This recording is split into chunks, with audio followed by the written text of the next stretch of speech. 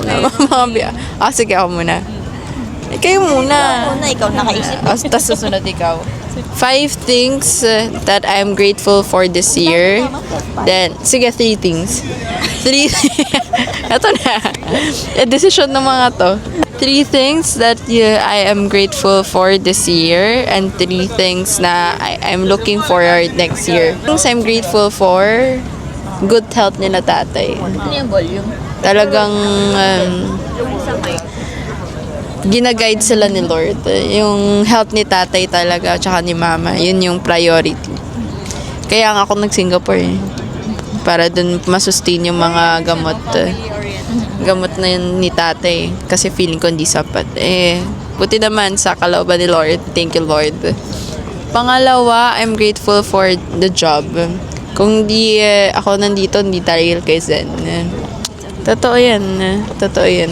Kung di kami in-invite, ikaw yung ginamit na instrument ni Lord. Totoo. Instrument ni Lord na na isama kami, di ba?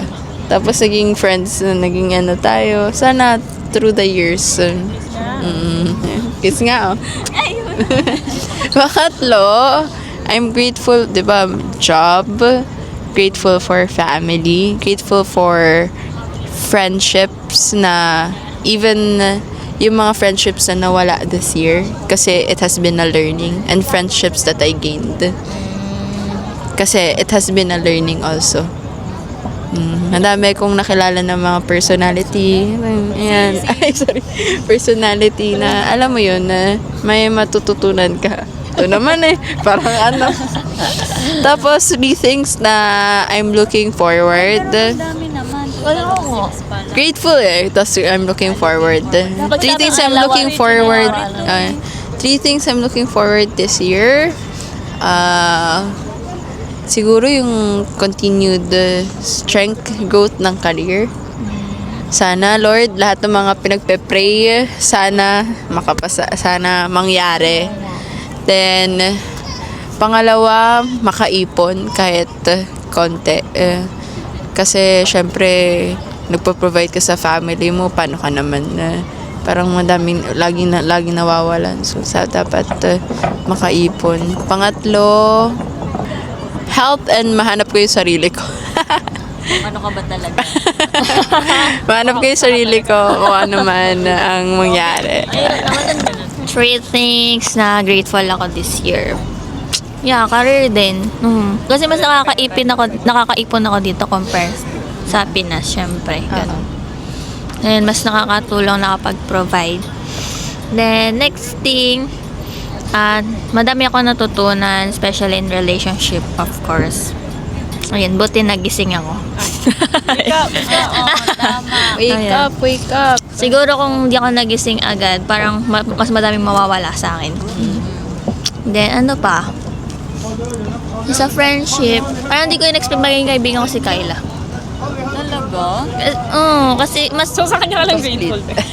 alam na ni Kyla. Hindi, mas di ko siya in-expect, di ba, kay Kyla? Ayan. So, dito na lang kayo naging friends, no? Oo. Dito na Oo lang. pala, hindi nga pala sila kayo. Hindi kami friends sa Pinas. Nakikita ko lang siya sa hall. Kasi Ayun. Laude kasi kahit ako hindi ko ma-reach yan. Ito! Hindi. Kayong lahat Hindi, ito yung mga... Bobo lang ako sa gilid. Dito. Dadaan mo lang sa... Hindi, mas in-enjoy mo kasi yung college life. Minum-inom. Ito nila. Ay, nilook forward ko. Hindi, career pa din. Mas umangat nga din pumasa, ganyan. Parang, parang, syempre pag, mas gusto ko ma-secure kung nasaan ako ngayon. Compare, kunwari, kapag di ako pumasa, di, paano na ako, di ba? So, yun yung nilook forward ko. Then, open for new learnings. More learnings. Career. And then, look forward din sa family, health ng family. Ganun, as Paano kung yun talaga yung sinisigaw ng Sinabi puso? mo lahat, napakadami mong sinabi. Para praise ko pala, be. 2 minutes na lang before Christmas. Na-pressure. Ano din ako, syempre career. Kasi syempre mas may opportunity dito. Tapos pwedeng stepping stone na makapag-settle ka sa bansang gusto mo talaga. Second, na grateful ako. Syempre yung health din ng family ko. Pag-settle ka sa bansang gusto mo talaga. Second, na grateful ako. Syempre yung health din ng family ko. Lahat. Pati ako din, be. Hello, mic test. Tapos third, ano ba yung third? Ay, ano ba yun sa inyo?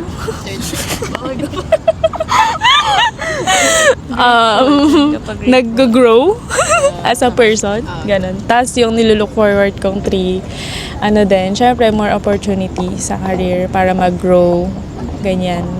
Tapos second, maging financially stable. Hindi lang sa akin, sa ating lahat, pati sa family, mga kapatid. Then third is healthy relationship. Hindi lang sa akin, pati sa family ko, tapos sa amin ni P. Yun lang.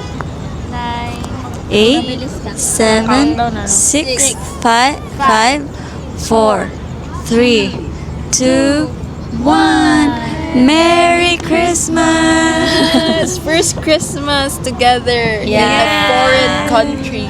We Yes! have come so far. Yes! Team Bulso! Malayo pa. Malayo pa, pero malayo na. Yeah, hala! Sabi, Lord, thank you. Yay! Thank you, Lord.